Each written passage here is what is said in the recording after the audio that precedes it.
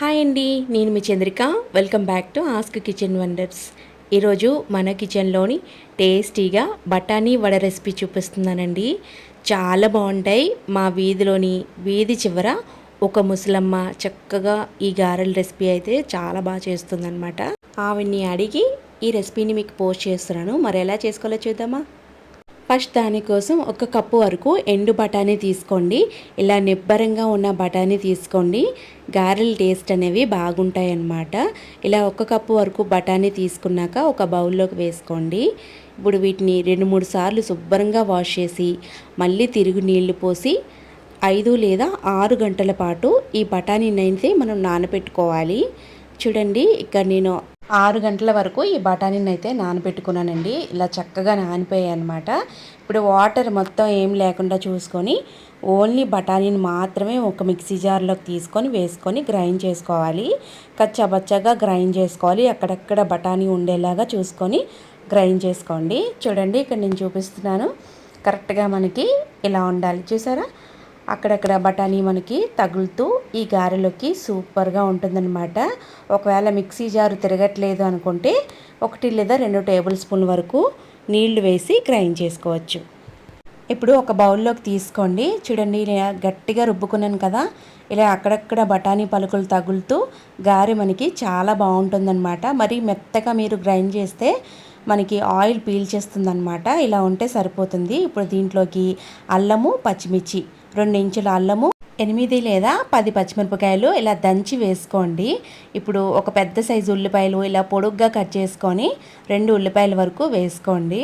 అలాగే కొద్దిగా కరివేపాకు చక్కగా చిన్న తురుములా చేసుకొని వేసుకోండి. ఇప్పుడు రుచికి సరిపడగా ఉప్పు వేసేసి వీటన్నిటినీ బాగా కలుపుకోవాలి. ఎలాంటి వాటర్ వేయొద్దు. ఉల్లిపాయల్లో నుండి వచ్చిన వాటర్తోనే గారె మనకి చక్కగా పట్టుకోవడానికి బాగుంటుందన్నమాట. ఇలా ఉల్లిపాయలు స్మాష్ చేసుకుంటూ ఈ బఠానీ పేస్ట్లోకి బాగా కలిసిపోయేలాగా ఇలా కలుపుకోవాలి. చూడండి, ఇక్కడ నేను చూపిస్తున్నాను కదా, కన్సిస్టెన్సీ అనేది ఇలా ఉండాలి.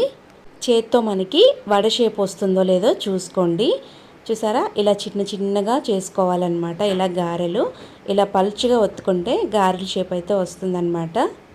ముందుగా మనం గారెలు వేసుకోవడానికి నూనె నిండుగా పోసుకొని ఇలా వడ షేప్లోని దీన్ని వత్తేసుకొని మరీ మందంగా కాదు, అలాగని పలుచగా కాకుండా ఈ షేప్లోని కరెక్ట్గా మనం వేసుకుంటే గారెలు అనేవి క్రిస్పీగా వేగుతాయి అన్నమాట. మీడియం ఫ్లేమ్ కాకుండా హై ఫ్లేమ్లో వేయించుకోవాలి.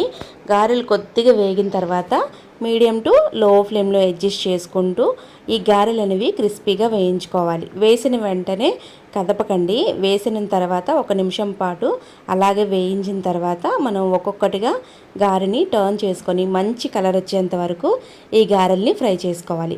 గారె వేగడానికి మినిమం టైం పడుతుంది. మనకి 5 to 6 మినిట్స్ వరకు పడుతుందన్నమాట. అలాగా చక్కగా చూసుకొని క్రిస్పీగా ఇలా వేయించేసుకోండి. చూడండి, ఎంత చక్కగా గారెలు అయితే మాడిపోకుండా వేయించుకున్నాను కదా. ఇలాగే మీరు కూడా చక్కగా వేయించుకోండి.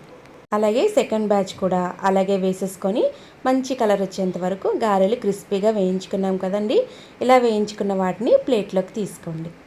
వేడిగా ఈ గారెలు సర్వ్ చేసుకుంటే సూపర్ క్రిస్పీగా ఉంటాయన్నమాట. చాలా బాగుంటాయి అన్నమాట. వేసిన వెంటనే వేడిగా ఆ ముసలం దగ్గర తినేస్తూ ఉంటారు చాలామంది. అంత టేస్టీగా ఉంటాయి. నచ్చింది కదండి. నచ్చితే మీరు కూడా ఒక్కసారి ట్రై చేసి మీ ఫీడ్బ్యాక్ని నాతో కింద కామెంట్ కూడా చేయండి. మరిన్ని టేస్టీ అండ్ సింపుల్ రెసిపీస్ కోసం మన ఆస్క్ కిచెన్ వండర్స్ ఛానల్ని సబ్స్క్రైబ్ చేయండి. Thank you for all.